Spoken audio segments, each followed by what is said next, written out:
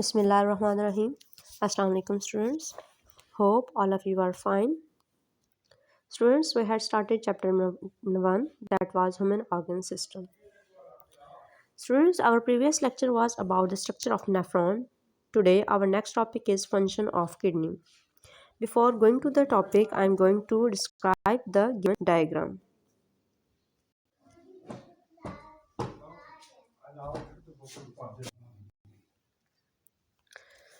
Students, this is the diagram of structure of Bowman's capsule.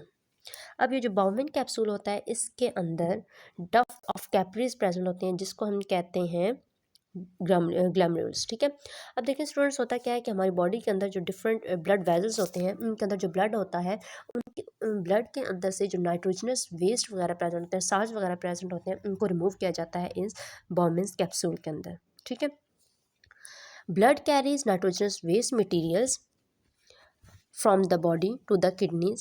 Inside the kidneys, blood containing nitrogenous waste reaches the glomerulus. अब जो blood के अंदर nitrogenous waste और salts वगैरह present होते हैं हमारी बॉडी के अंदर, अब किडनीज के अंदर ये जो ग्लैमरुल्स होते हैं इसके अंदर जब ये रीच करता है ब्लड, तो वहाँ पे फिल्ट्रेशन का प्रोसेस होता है और फिल्ट्रेशन के प्रोसेस के थ्रू इसके अंदर से ये वेस्ट मटेरियल्स होते हैं वो रिमूव किए जाते हैं। Here most of the water and salt waste materials are filter from the blood into the Bowman capsule. जो बाउमेन कैप्सूल है इसके अंदर ये जो ब्लड में से वेस्ट मटेरियल्स और साल्ट्स वगैरह को रिमूव किया जाता है। The blood after losing waste material is collected in the arteries which ultimately form the renal artery. अब जब ब्लड के अंदर से जो वेस्ट मटेरियल होते हैं और साल्ट्स वगैरह होते हैं जब वो रिमूव किया जाते हैं तो वो फॉर्म कर जाते हैं into the renal artery. The clean blood is brought back into the main circulatory system. अब जो क्लीन ब्लड होता है जिसके अंदर से वेस्ट मटेरियल और साल्ट्स वगैरह जो होते हैं वो रिमूव हो जाते हैं, वो मूव करवा दिया जाता है in the circulatory system. The filtrate which move into the renal tubule of the nephron also contain some useful substances. अब जो फिल्ट्रेट होता है, ठीक है, जिसको रेनल ट्यूब्यूल के अंदर मूव किया जाता है उसके अंदर कुछ और यूजफुल सब्सटेंसेस प्रेजेंट होते हैं। अब उसके अंदर से जो वेस्ट मटेरियल्स होते हैं उनको कैसे रिमूव किया जाता है, उसके लिए ये एब्जॉर्प्शन का प्रोसेस होता है। ठीक है, during its passage towards the collecting duct, 99% of the filtrate containing useful substances is reabsorbed into the blood in the blood capillaries around the renal tubule. अब क्या होता है कि जब ये वेस्ट मटेरियल्स जो होते हैं इनको रेनल ट्यूब्यूल्स के अंदर के थ्रू जब इनको कलेक्टिंग डक्ट के अंदर मूव करवाया जाता है तो वहाँ पे दोबारा एक रीअब्जॉर्प्शन का प्रोसेस होता है और रीअब्जॉर्प्शन के प्रोसेस के दौरान वहाँ पे जो वेस्ट मटेरियल्स जो होते हैं जो फिल्ट्रेट होता है इसके अंदर जो और यूजफुल सब्सटेंसेस होते हैं उनमें से 99% यूजफुल सब्सटेंसेस होते हैं वो रिमूव आउट हो जाते हैं और फिर उनको वहाँ से सर्कुलेटरी सिस्टम के अंदर ट्रांसफ़र करवाया जाता है। During this reabsorption, more waste materials are reabsorbed from the blood capillaries into the renal tubule filtrate. अब क्या होता है, reabsorption प्रोसेस के थ्रू जो वेस्ट मटेरियल्स होते हैं, ठीक है, वो ब्लड के अंदर से एब्जॉर्ब कर दिए जाते हैं और ब्लड जो है वो रेनल ट्यूब्यूल के अंदर इनफिल्ट्रेट के फॉर्म में पहुंच जाता है। Now the filtrate in the renal tubule is called the urine which moves into the collecting duct and then into the renal pelvis.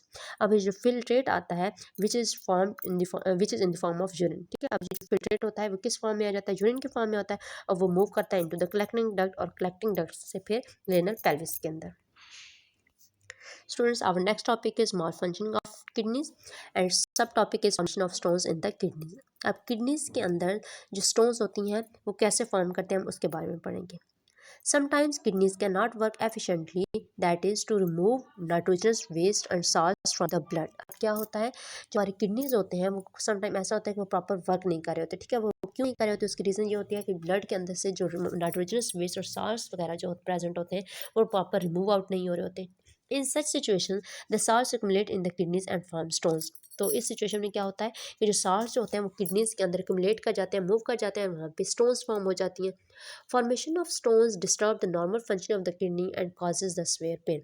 अब जब किडनी के अंदर स्टोन्स फॉर्म करते हैं तो स्टोन्स की फॉर्मेशन की वजह से जो किडनीज होते हैं वो प्रॉपर वर्क नहीं करते। ठीक है, और उसकी वजह से किडनीज में स्वेयर पेन स्टार्ट हो जाती है। किडनी स्टोन्स में ट्रैवल टू द यूरेटर और यूरिनरी ब्लैडर। अब ये जो किडनी स्टोन्स होते हैं ये ट्रैवल कर जाते हैं द यूरेटर और urinary bladder. The common causes of stones in the kidneys are excessive calcium salts in the food and the uric acid. अब जो इसके कॉजेज हैं स्टोन्स के वो ये हो सकते हैं कि फूड के अंदर अगर एक्सेसिव अमाउंट में, लार्ज अमाउंट में अगर कैल्शियम सॉल्ट्स वगैरह प्रेजेंट हो या यूरिक एसिड प्रेजेंट हो तो इसकी वजह से स्टोन्स जो होते हैं वो फॉर्म करते हैं। अब नेक्स्ट जो है इसके ट्रीटमेंट्स हैं कि वो कौन कौन से डिफरेंट ट्रीटमेंट्स हैं जो कि स्टोन्स को रिमूव करने के लिए हम यूज़ करते हैं। Small size stones can be remove through the urinary system by drinking more water. अगर स्मॉल साइज के स्टोन्स के किडनीज के अंदर स्मॉल साइज के स्टोन्स हों तो उनको रिमूव करते हैं by using large amount of water. ठीक है, ज़्यादा पानी यूज़ करने के से जो स्मॉल साइज की किडनीज के अंदर स्टोन्स प्रेजेंट होते हैं वो रिमूव हो जाते हैं by the urinary system. Medium-sized stones are removed by the lithotripsy. Lithotripsy involves bombardment of shock waves on the stones from the outside. Shock waves break the stones into small pieces which are passed out of the body through urine. अब जो lithotripsy है एक ऐसा process है जो कि use किया जाता है मीडियम साइज स्टोन्स के लिए। और लिथोट्रिप्सी के दौरान क्या होता है कि शॉक वेव्स जो होती हैं उनको फॉल करवाया जाता है on the stones, then stones will be converted into small pieces. जब शॉक वेव्स को फॉल करवाया जाता है स्टोन्स के ऊपर तो जो स्टोन्स होती हैं वो स्मॉल पीसेस में कन्वर्टेड हो जाती हैं और फिर ये स्मॉल साइज़ की जो स्टोन्स होती हैं ये रिमूव हो जाती हैं बॉडी से through urine. Still large size stones need surgery for their removal. और जो लार्ज साइज के स्टोन्स होते हैं वो रिमूव होते हैं बॉडी से by the surgery. Next topic is renal failure. Renal failure is the complete or partial failure of the kidneys to work. अब renal failure क्या है?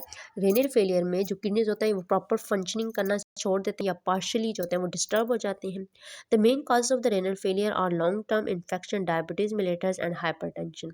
अब renal failure की जो different causes हैं वो कौन कौन से होते हैं? long term infection हो सकता है, diabetes mellitus और या hypertension। diabetes mellitus क्या होता है? ये एक ऐसी disease है जिसमें जो हमारा ब्लड है उसके अंदर जो शुगर की अमाउंट होती है वो ज़्यादा हो जाती है। ठीक है, तो शुगर की अमाउंट ज़्यादा होने की वजह से जो डिजीज़ होती है that is called the diabetes mellitus. Diabetes mellitus is a disease in which sugar level increases in the blood. Hypertension is a state of high blood pressure in the body.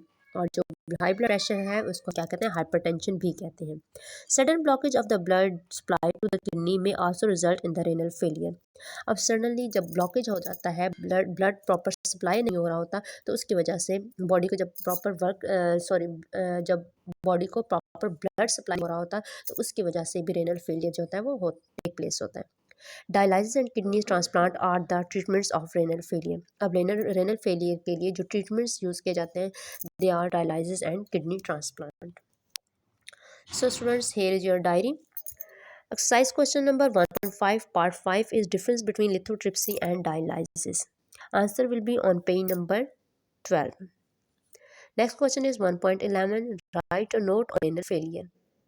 Answer will be on page number 12. Next question is model question.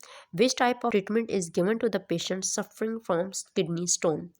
Answer will be on page number 12. Okay class, you have to learn all these questions. Thank you and Allah Hafiz.